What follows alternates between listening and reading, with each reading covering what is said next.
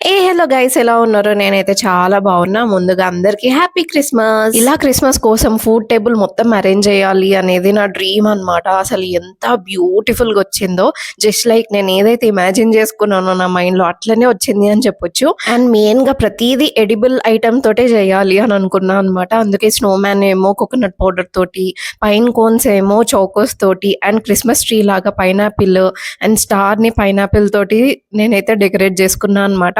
Even table మీద ఉన్న snow లాంటి బాల్స్ ని కూడా నేనైతే షుగర్ బాల్స్ తోటే డెకరేట్ చేసేసుకున్నా. సో ఈ వీడియోలో అయితే నేను టేబుల్ మీద పెట్టిన ప్రతి ఒక్కటి రెసిపీ అయితే ఇందులో అన్ని కంబైన్ చేసి అయితే పెట్టిన. ఫస్ట్ వచ్చేసి కుకీస్ అన్నమాట. జనరల్ గా బేకింగ్ అనేది చాలా టఫ్ అని అనుకుంటాం కదా, దాంట్లోకి తోటైనా పోల్చుకుంటే బిస్కెట్స్ చేయడం చాలా ఈజీ. జస్ట్ షుగర్ ఇంకా గీ రెండింటిని ఈక్వల్ క్వాంటిటీస్ లో మిక్స్ చేసుకొని ఇలా ఫోమీ టెక్స్చర్ వచ్చే వరకు బీట్ చేసుకోవాలి. అండ్ షుగర్ 1 కప్ వేసుకుంటే 3 కప్స్ ఆఫ్ ఫ్లవర్ అయితే వేసేసుకోవాలన్నమాట. ఇఫ్ ఎట్ ఆల్ మీకు షుగర్ కొంచెం ఎక్కువ ఇష్టము అని అంటే మీరు 1 కప్ ఆఫ్ షుగర్ పౌడర్ కి 2 కప్స్ ఆఫ్ ఫ్లవర్ కూడా వేసుకోవచ్చు. అండ్ దాని తర్వాత ఒకవేళ గీ సరిపోకపోతే పైనుంచి ఎక్స్ట్రాగా గీ యాడ్ చేసేసుకొని కొంచెం ఇట్లా చపాతీ డౌ లాగా మిక్స్ చేసుకోవాలి. అండ్ కొంచెం బేకింగ్ సోడా కూడా వేసుకోవాలన్నమాట. సో డో టెక్స్చర్ వచ్చేసి ఇలా ఉండాలి. ఇంకా మనం దీంట్లో చాలా వెరైటీస్ లో చేసుకోవచ్చు. If at all cocoa powder add చేసుకుంటే చాక్లెట్ అవుతుంది. ఆరెల్స్ దీంట్లో 2 కప్స్ ఆఫ్ నేనైతే ఇక్కడ వీట్ ఫ్లవర్ అయితే తీసుకున్నా మైదా బదులు. దాని బదులు 1 cup of wheat flour, 1 cup of besan వేసుకున్నా కానీ అదొక టైప్ ఆఫ్ కుకీస్ అవుతాయి. అట్లా చాలా వెరైటీస్ లో చేసుకోవచ్చు. అండ్ షేప్స్ కూడా ఇక్కడైతే నేను నార్మల్ ఉస్మానియా బిస్కెట్స్ ఉంటాయి కదా, ఆ షేప్ లో అయితే చేసేసుకున్నా. నెక్స్ట్ వచ్చేసి కొన్ని చాక్లెట్ కుకీస్ చేద్దాము అని చెప్పేసి ఆ కుకీ డోనే కొంచెం తీసేసుకొని దాంట్లోకి కొంచెం కోకో పౌడర్ అయితే నేనైతే యాడ్ చేసేసుకుంటున్నా. అండ్ మంచిగా ఆ కోకో పౌడర్ ని పిండిలోకి మిక్స్ చేసేసుకున్న తర్వాత సేమ్ మనకు నచ్చినట్టుగా షేప్స్ లోకి కట్ చేసుకోవచ్చు. అండ్ ఈ వాటితోటి నేనైతే కొన్ని షేప్స్ అయితే ట్రై చేద్దాము అని అనుకున్నా అనమాట. లైక్ ఫ్లవర్, ఇంకా క్రిస్మస్ ట్రీ అట్లా చేసిన అనమాట.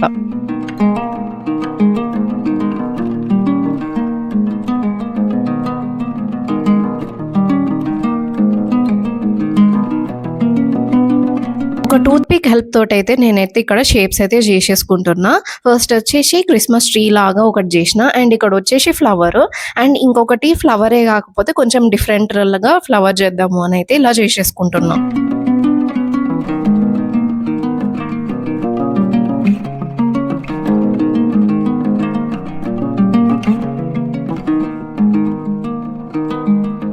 ఇలా కొన్ని షేప్స్ అయితే నేను చేసేసుకున్నా. దాని తర్వాత మూన్ బిస్కెట్స్ చేద్దాము అని చెప్పేసి ఇక్కడ చపాతీ పిండి లాగా కొంచెం లావుగా ఒత్తుకుంటున్నా అనమాట. యాక్చువల్ గా చపాతీ కర్రతోటి యూజ్ చేయొచ్చు కానీ కొంచెం ఇరిగిపోతుంది, అందుకే ఇంకా చేయితోటి చేసుకుంటేనే కరెక్ట్ వస్తుంది.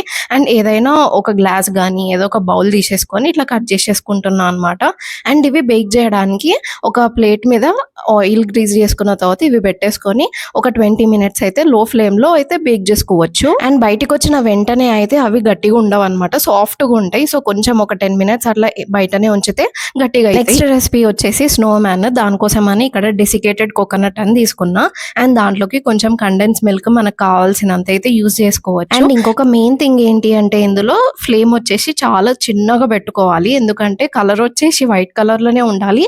కాకపోతే కొబ్బరి కూడా మంచిగా వేగాలి కాబట్టి చాలా స్లో ఫ్లేమ్ లో అయితే ఇది పెట్టేసుకొని ఒక 5 మినిట్స్ వేయించుకున్న తర్వాత ఈ కండెన్స్ మిల్క్ అయితే వేసేసుకున్న తర్వాత ఇట్లా డౌ వచ్చేలాగా మనము కండెన్స్ మిల్క్ అయితే యాడ్ చేసేసుకోవాలి.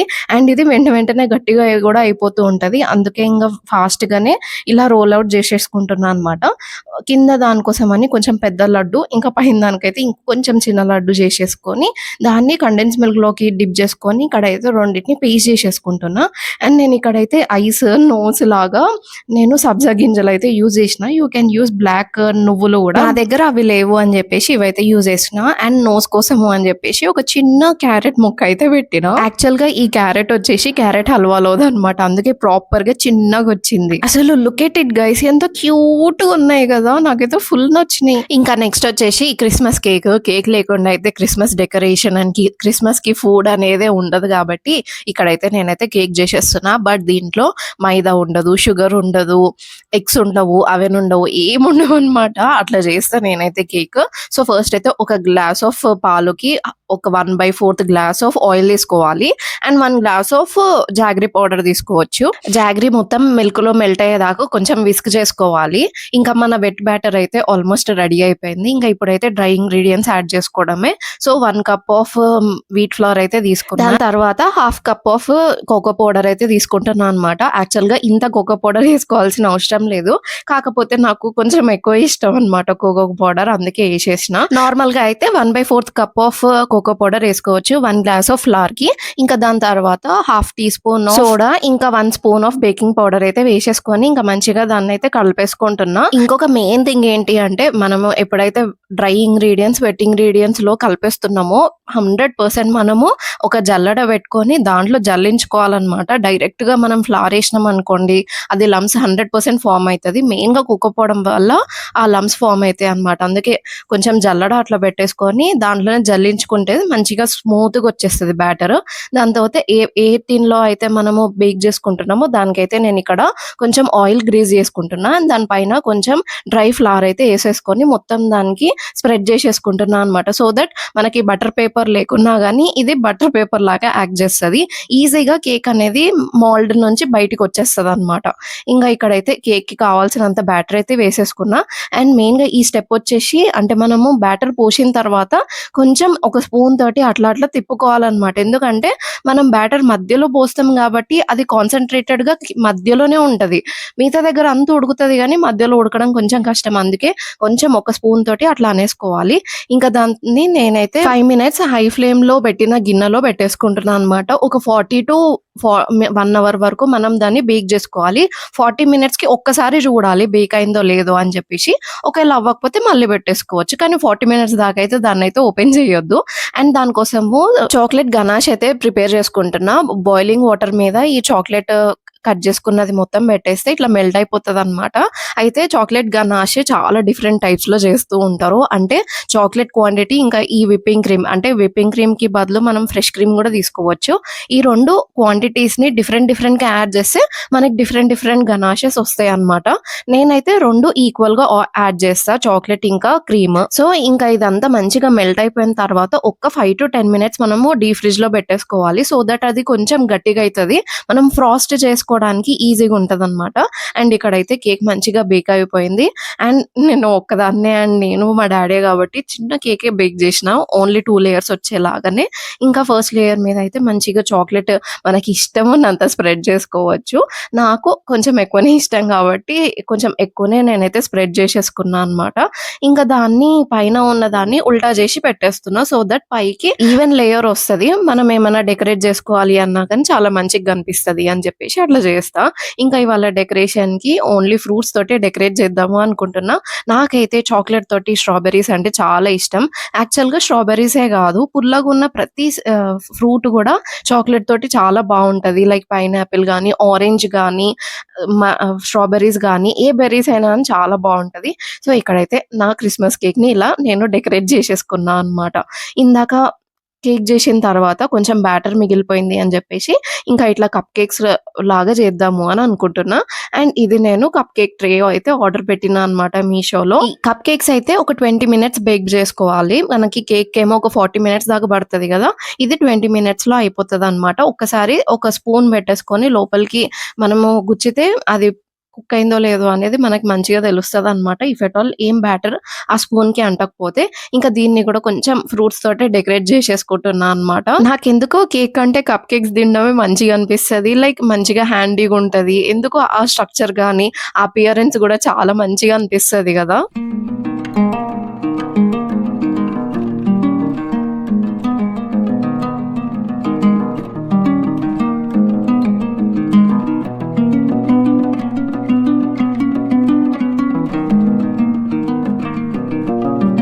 అండ్ నెక్స్ట్ వచ్చేసి డెకరేషన్ కోసము అని చెప్పి ఇది ఒకటి చేస్తున్నా, పైన్ కోన్స్. లిటరల్లీ దీని వల్ల ఎంత బ్యూటిఫుల్ గా కనిపించింది అంటే టేబుల్ చాలా అంటే చాలా బ్యూటిఫుల్ గా కనిపించింది. ఇక్కడైతే నేను కుకీ డౌ ని యూజ్ చేస్తున్నా అనమాట. కుకీ డౌ ని కొంచెం ట్రీ షేప్ లోకి పెట్టేసుకొని అండ్ చాకోస్ ఉంటాయి కదా, ఆ చాకోస్ ని ఇట్లా ప్లేస్ చేసేసుకుంటున్నా అనమాట దాంట్లోకి. యాక్చువల్ గా దీనికి లోపల కుకీ డో కాకుండా మనం వేరే డౌ ని కూడా యూజ్ చేసుకోవచ్చు. కాకపోతే దీన్ని మనం మళ్ళీ యూజ్ చేసుకోవచ్చు కదా అని చెప్పేసి నేనైతే కుకీ డౌ యూజ్ చేసిన అనమాట. అండ్ ఈ చాకోస్ కూడా నేను బ్లాక్ కలర్ లో ఉంటాయేమో అని తెచ్చుకున్నా గానీ అవి బ్రౌన్ కలర్ లో వచ్చినాయి. But it's okay.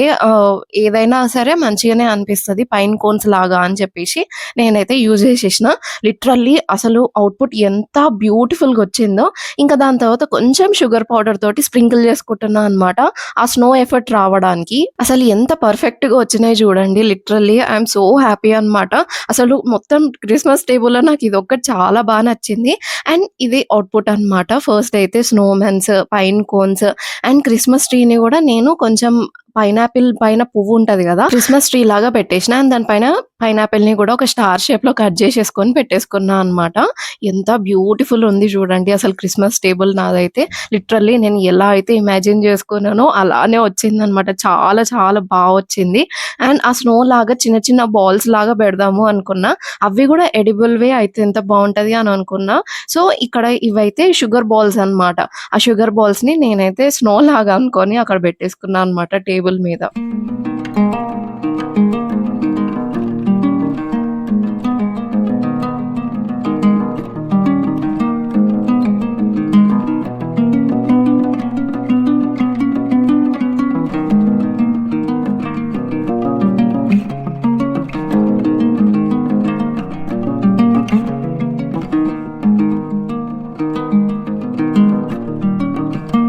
ఇంకా దాని తర్వాత అయితే కొన్ని లైట్స్ తోటైతే డెకరేట్ చేసేసుకున్నా.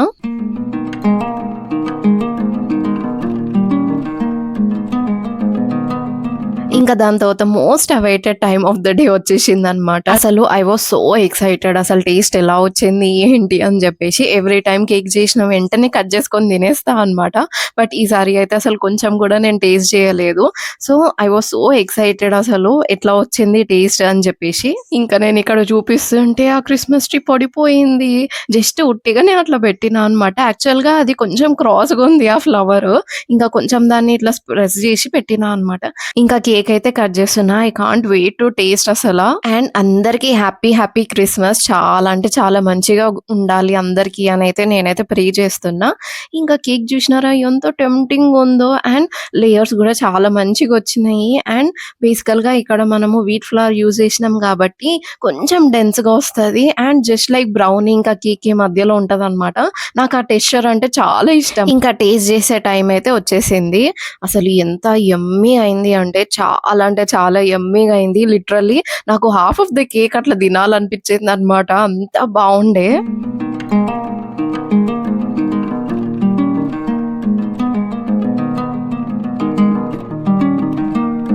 యాక్చువల్‌గా ఆ కేక్ కంటే ఎక్కువ నాకు ఆ కప్ కేక్స్ ఎక్సైట్ చేస్తున్నాయన్నమాట. ఎప్పుడెప్పుడు తిందామా అని జెప్పేసి.